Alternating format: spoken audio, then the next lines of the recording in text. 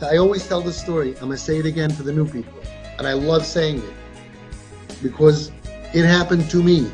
I was at the wedding and a KiP was there. And as the wedding progressed, he started getting drunker and drunker and drunker. At the end of the chasana, about 12:30 at night, everybody leaves besides the family and friends. And there's a badchen. The badchen is a comedian. He starts making jokes and everybody's chuckling. Listen, it's like 12:30 in the morning.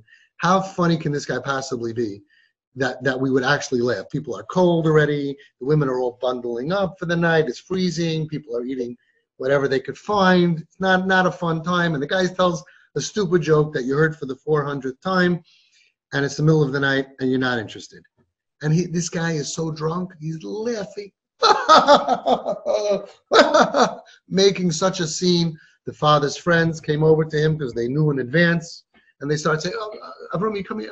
Maybe you could give me the bottle. Give me the bottle. Avrami, give me the bottle. Give me the bottle. Give me the bottle. Give me the bottle. Give me the bottle. Give me the bottle. Get off the bottle. Hey!" All of a sudden, everybody's looking at him. Hey, look at that attacking me! And it's like, what a scene! What a scene! I'm gonna call police. It's my bottle. Avrami, come on. You know these two guys. Guess what? He didn't give up the bottle, and it was a big scene. Fine, leave him with the bottle, and now he's laughing at every joke, making a scene the whole night. 3 o'clock in the morning, 2:30, 3 o'clock in the morning. I went outside with him. I sat with him. How you doing? Good. I said, how was your night? He said, well, tell you the truth, everything was going fine until at about 12:30, where everybody just started freaking out. This is his reality. This is his side of the story. Everything was going fine until 250 other people started simultaneously freaking out. He didn't see that he had anything to do with this. Nothing. Garnished. Nada. That's his reality. So what does a normal person say? A normal person would say, really? That's a little odd. Do you think maybe you had something to do with it? I'm not a normal person. I'm sure you realize that already. I am not a normal person. So what did I tell him? I'm like, think about it. Think about it from his reality. I said, wow, that must have been crazy. Can you imagine being in a room where everybody's acting normal for 6 hours and then suddenly they all start having anxiety attacks and they're coming at you and they're yelling at you for no reason? I'm like, wow. That's terrible. And he's like, yeah, thanks for noticing. Thanks for realizing. Why is everybody freaking out at me? I'm like, you mean really? Like just at you? It's unbelievable. 250 other people started freaking out simultaneously at you for no reason. Wow, that's horrible. That must have been so frightening. He looks at me, yeah, it was frightening. Yeah, that's frightening. That is really frightening. No clue. No clue. This is unbelievable. Smart. These kids are smart, sensitive, sweet. Ask them about anything else that has nothing to do with them. They'll give you good, intelligent ideas. They'll be there for you. Unbelievable. But as soon as it's them, they have no clue. No clue. Why are you freaking out at me? Why? And then we become like Tourette's. We become like sick people. Like, why am I freaking out at you? We went over the rules 400. We signed a contract. It was notarized. We discussed this. We went through this. You had your lawyer here. My lawyers were here. We made a deal. We reviewed this. We decided you're not going to bring friends in. How hard is this to remember? There's 18 friends in your room using all your sisters and brothers' stuff in the bathroom, using their shampoo and their brushes. And you're looking at, your sister came out in the middle of the night and they said, what are you doing here? What are we doing here? We live here. What is going on over here? What are we? And we become like crazy. Like, what we can't even talk. What did you do wrong? Took Bobby's car? a Friday night, high, drove it, left it after an accident on the side of the road with cigarettes lit and weed in the car. You know, Bobby just got arrested yeah, she did. They found the car and it's registered to Bobby, and they just arrested her for possession. Okay, what are we getting nervous about? I mean, how irresponsible? This is not irresponsible. This is irresponsible times a gazillion. Yeah, it's pretty irresponsible. You took my license and you got a credit card that you took, and then you maxed out my credit. What am I freaking out about? And yet, when you deal with them differently, you will see the other side of the coin. You will see the machla. You will see what it means of kids who are in pain. That is not one drop of chesron of yediyah, of knowledge. There's not one drop chesron havana, of understanding. There's not one drop chesron in midos. And I'll prove it to you, it's not just me. The Chazon Ish said it. The Chazon Ish said, when the Gemara tells you that if you want to get married to a woman, tzarich live daik ba'acheha, look at her brothers. So they asked the Chazon Ish, what if there's this nice Beis Yaakov girl, and her brothers are OTD, Machal Shabbos off the derech, could you marry her? Said the Chazon Ish, it doesn't have anything to do with their level of Yiras Shemayim, of how frum they are. When it says to look at the brothers, it means look at their midos. If they have good midos, you can marry her, even if they're Machal Shabbos. So they asked Rav Shach, they said, we don't understand what the Chazon Ish said. How could somebody who has gone off the derech, which takes so much rebellion to spit in the face of the parents, of the family, of Hashem, Machal Shabbos, he went off the derech, not that he was born not from, he went off the derech. How could he not have bad midos? Think about how much pain he's causing his parents when they see snip. How much pain it causes the parents smoking on Shabbat. How much pain, how many times the parents said, don't do that, and they do it. And they please don't do it, and they do it. Rebelliousness, bad midos, hashchasa, corruption. You would think that a person who goes off the derech must be full of bad midos. So Maran Rav Shach said, not in our day. In our day, he said, kayoim, in our day, 40 years ago. The Yetzer Hara is so strong that it's not a reflection of their midos. Yitzrei al b'shei. There's a bechina, the concept in the Gemara of Yitzrei al b'shei, that the Yetzer Hara enclothes a person that he has no choice, is an oinis.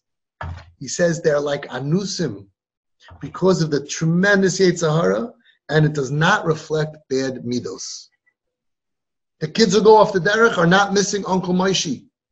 There's no chesaron in their midos, and we see that once you don't challenge them, sweetest, nicest, caring kids, they will care for you, parents, if you don't abandon them and you don't pressure them and you follow what I tell you.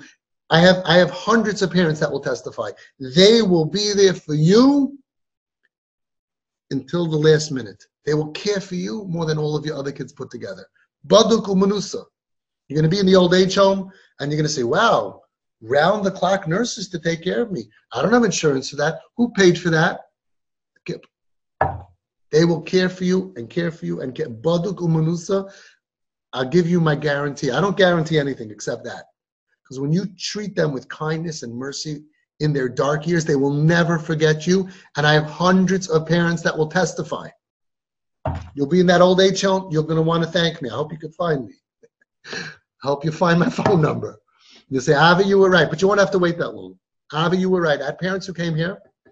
Their kid from 12 to 15 years old caused them heartache. They were chasing her. She ran out. They locked the door. They alarmed it. She jumped out the window. They were chasing her till they caught her with a boy in the room. Grief. Pain of parents from 12 to 15 years old, a little girl, their princess, a beautiful girl, totally on the street, and they threw her out of the house. And the Belzer Rebbe told them to go to me. He gave the bracha. He said, "Ich ken Avi zaya git folk alles was zok." I know Avi very, very well. Listen to whatever he says. Baruch Hashem, 3 years later, from June to June. It was 3 years. I was at the wedding in a mainstream chasana hall. She married a frum Erlicha guy. Shabbos, Tarasa Mishpacha, Kashrus. Mamish, a beautiful, they have 2 kids, beautiful, beautiful family. The father told me, we came home from vacation, and we landed at night. We got home like 10 o'clock at night, and we come inside our house, and we see a note on the refrigerator, beautiful note, welcome home, I love you, open the fridge. They open up, tons of delicious food. Who made this for them? This KiP, who's married with 2 kids, who's busy. She was the one who thought, out of all the 8 kids, when they come home, what if they're going to be hungry? They have stuff in the freezer. No, I'm going to make for them fresh food. I'm going to make sure that they have fresh food when they come home. Constantly parents say that these are our sweetest, nicest kids once you stop challenging them. We see this. Yitzhak al-Mashay.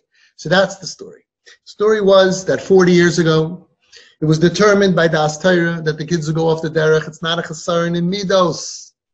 The problem is not that when they were little that you didn't play 613 Torah Avenue and Kivi and Tuki enough. That's not the issue. And can you imagine he said that 40 years ago, that the street, Kayim, in our day, the street is so horrible, Yetzirah, that it makes you crazy. Aha. That was before internet, Facebook, Instagram, da-da-da.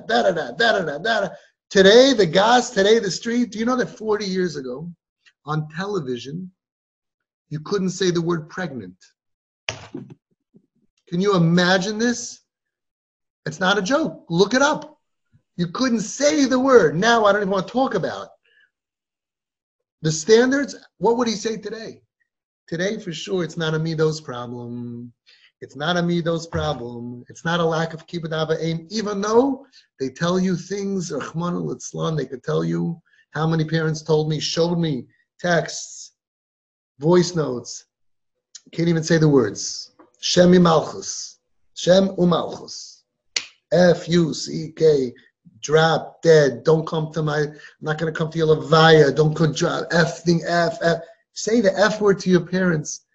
50 years ago, 80 years ago, we would have said, Ben Saira Umayra. We got a live one, and there's no hope.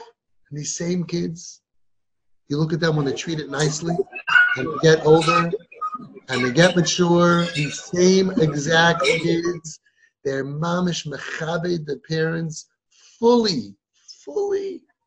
I sent around today a little clip of Reb Uri Zohar, Shlita, so Zayin Gesund, Uri Ben Golda.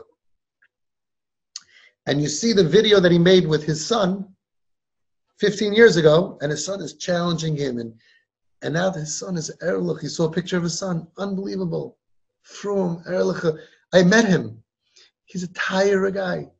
This kid, who I was telling you about before, who was at the wedding, drunk, making a ruckus. I was at his Afruf. And I sat next to him by his Afruf davening. And he davened Shemana Esrei so long he almost missed his Kiddush. And he stood there shuckling. He lost weight. He looked like, I don't know how, he just like turned into this yeshivish. He was like, and I'm looking at him like,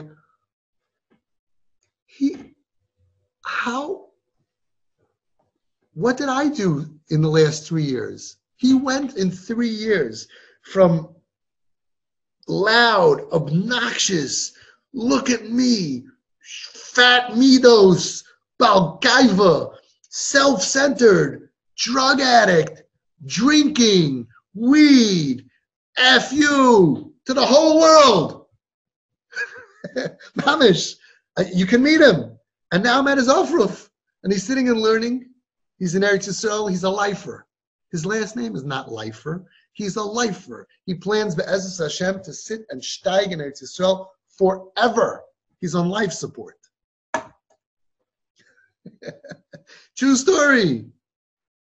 He has Baruch Hashem a baby. He married an unbelievable Erlich woman. Her tichel, it covers her eyebrows. That's how from she is. No eyebrows. He's so ehrlich. But I understand you want to be frum. How are you so edel? How does that happen? How do you go from this ripped jeans, t-shirt, ripped, not caring about anything? I saw him by that story of that wedding. He went to their Sheva Brachas, and I want to speak. The parents are like, he wants to speak. He got up by the stender. I want to speak. But like every bad title in the book. And now,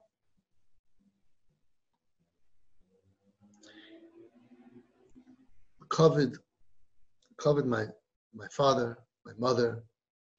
Just want to say a few words. I'm like, who are you? I didn't change anything in 3 years.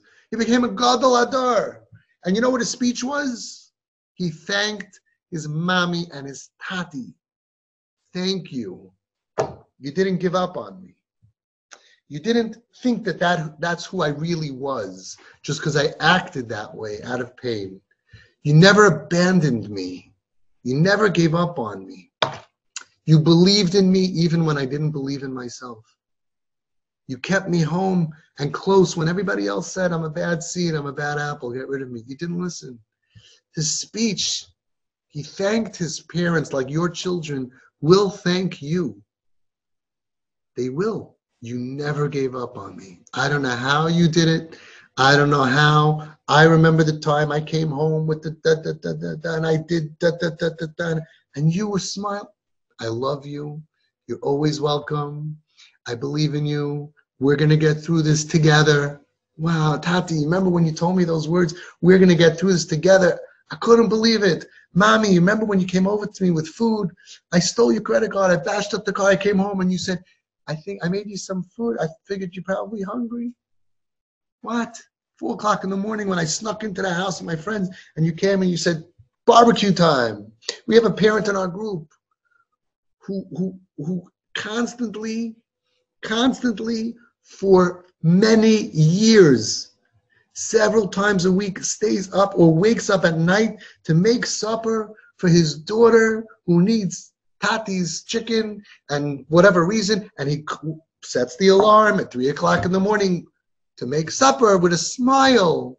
For years, the Mesiras Nefesh that you have is not for naught.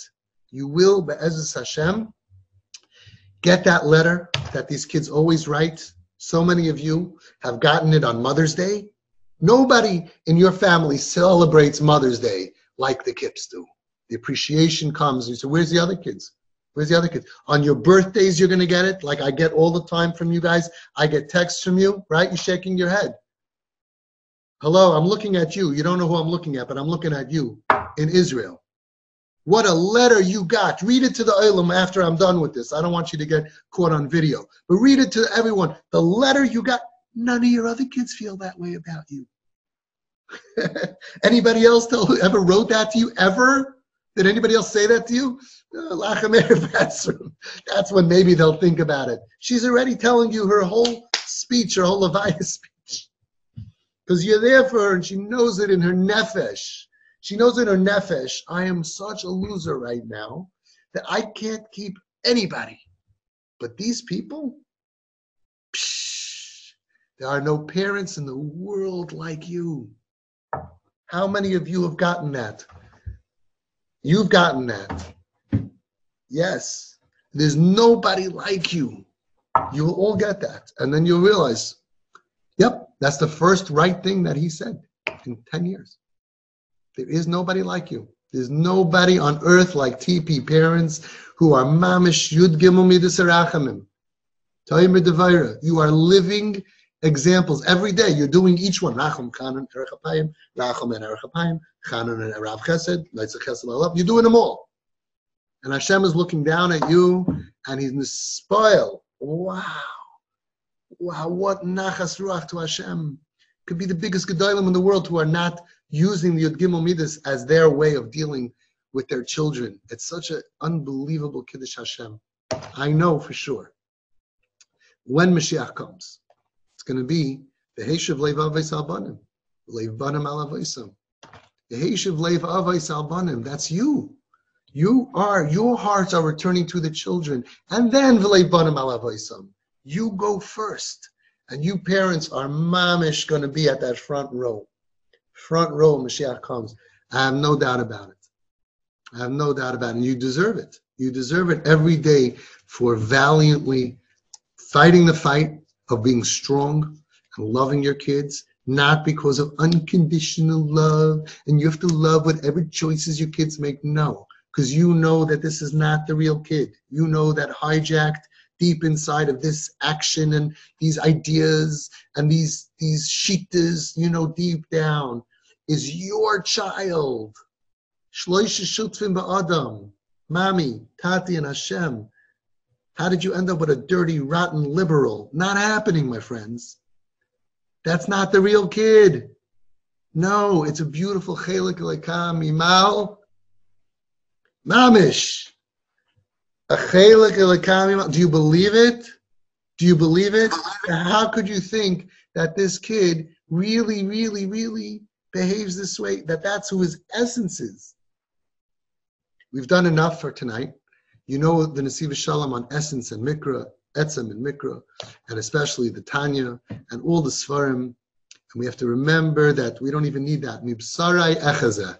You can learn Hashem from your flesh. This is your flesh and blood. Believe in them. There's a story here that is beautiful, even though it's so painful. They're being marbek k'vod shemayim themselves. They're showing Hashem that they could be on the deepest level of pain. They all do things. They jump up. They do things that are extraordinary. And that's because you're giving them the ability to be extraordinary because you, dear TP family, you are extraordinary. Zelda Ebish to helfen that Mirz Hashem, we should see this Yeshua fast. I know every day feels so long. I know it. I feel it every week, every month. Oh, your suffering is terrible. Is terrible. It weighs on my shoulders. I used to be 6.5 feet tall. Little known fact. You guys don't realize every year I get an inch or two shorter.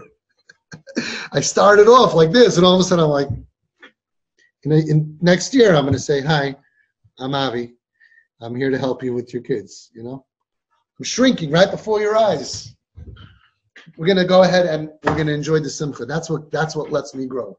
When I get those text messages, we had celebrated this week's celebration of B'nai Shalom. KiP straight out of hell, straight out of KiPville hell. With all the pitchivkis, the weed, the boys and girls in the room, the chil everything, the alcohol, the eating disorder, the whole package. Straight, like this KiP wanted to make sure that they are Makayim every single chapter of the TP manual. All 1,100 pages and every example in between. And now, beautiful shidduch from Kashrus, Shabbos, Taras Mishpacha, marrying a frum boy, a frum l'chaim, a frum var. It's going to be a frum wedding. It's going to be a simcha, kedusha, v'tahara. They're going to build a bayis nema b'Yisrael. Just a few years ago, I remember where I was in the car. Exactly, I remember where I was when the parents were at wit's end. They said, forget it. Impossible. We can't do this. We can't do this. And they had every right to be scared, but they did not give up. Saif hakavod lavoi. At the end of the day, they're the ones who are going to be able to enjoy that wedding. The last chapter, remember, no matter how long the book is, you all have the last chapter is the same.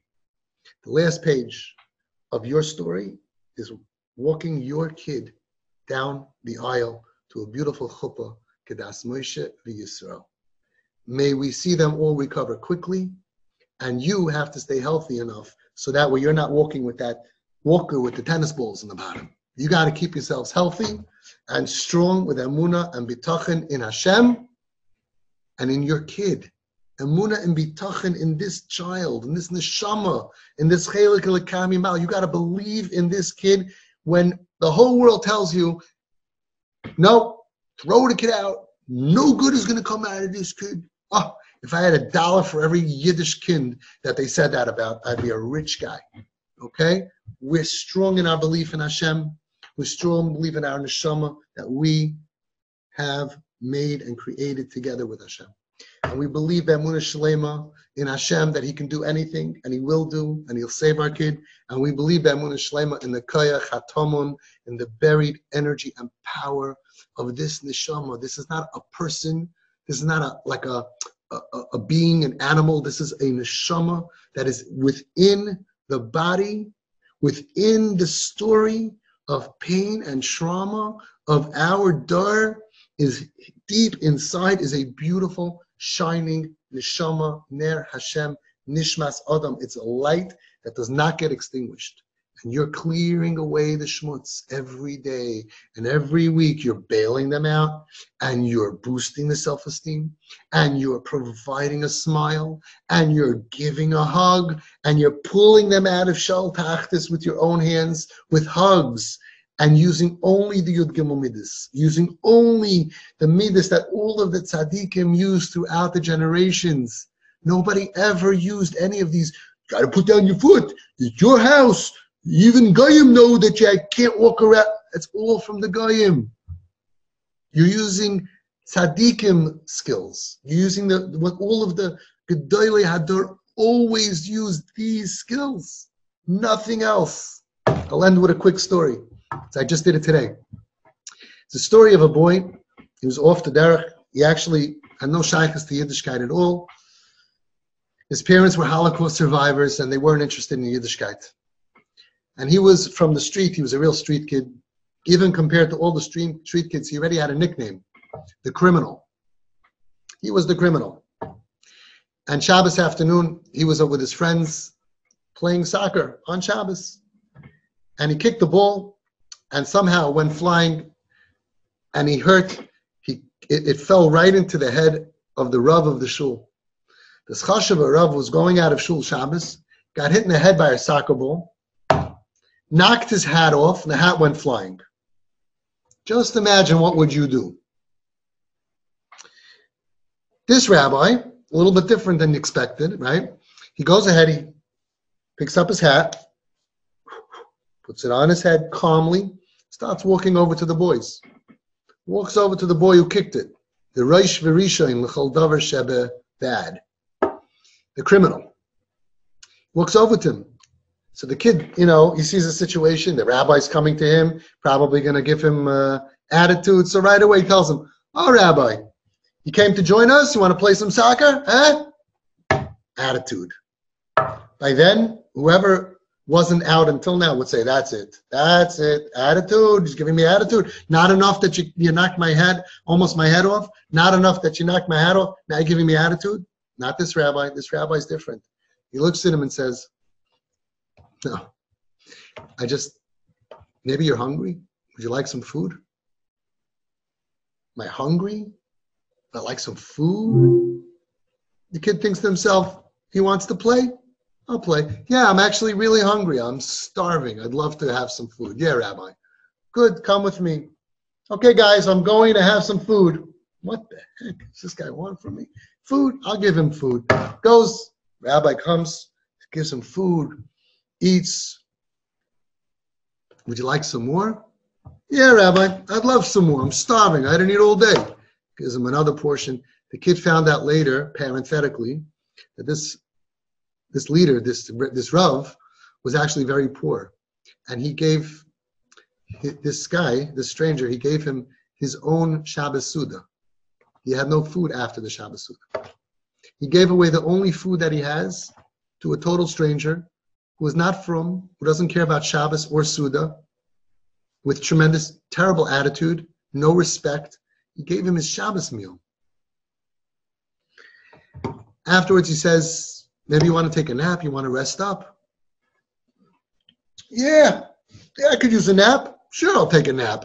I'm going to take this rabbi for a ride. A nap, yeah, sure. Come, gives him a bed. Shlufkas into height, sleep, rest up. He wakes up after Shabbos. Rav makes Havdalah. What would you like to do now? Me? I'd love to go to a movie. Problem is, movies cost money. I don't have any money. No problem. How much is it? Tells him how much it is. Goes to his room, comes out. Here you go. I'm giving this to you on one condition. Can you guess the condition? She put on tefillin? No. What's the condition? Do you know what the condition is? Come back afterwards. Come back tomorrow, visit me. Let me know how the movie was. Who does that? The next day he comes back. How was the movie? Tells him about the movie. Interesting, very nice. Okay, come over for supper. Come over for supper. What happened? What do you think happened? The guy did tshuva. He learned about Yiddishkeit. The rabbi bought him tefillin. The rabbi hired someone to learn with him. And this little avarian, this little criminal, turned out to be a dayan in the Bezdin in Eretz Yisrael. A dayan, a poisik. And who was this rabbi who had the patience of a saint? None other than Chacham Rav Ovadia Yosef, Zecher Tzadik Livracha. Wow. Knocked over his hat. Attitude. And all he got back in return was love, support, money for a movie. Just give me a relationship. As long as I have a relationship with you, I will be matzliach to influence you. That's what we have to remember. It's all about relationship. It's all it is. Anything that's going to make your relationship higher is kadosh v'tahar. Anything that makes your relationship lower is the worst possible. Run away from it. Even though sometimes it looks like, well, I got to put my foot down. You can put your foot anywhere you want, even on someone's neck. It doesn't make it right. Let's remember that. Jewish lives matter. Be careful where you put your foot down. Right? It's all about that respirator. It's all about that connection. It's all about the flow of influence. You never, ever, ever, ever let anything force you to let go of that rope that's connecting you to save your child. Because at the end of the day, that's all we have. Power of influence.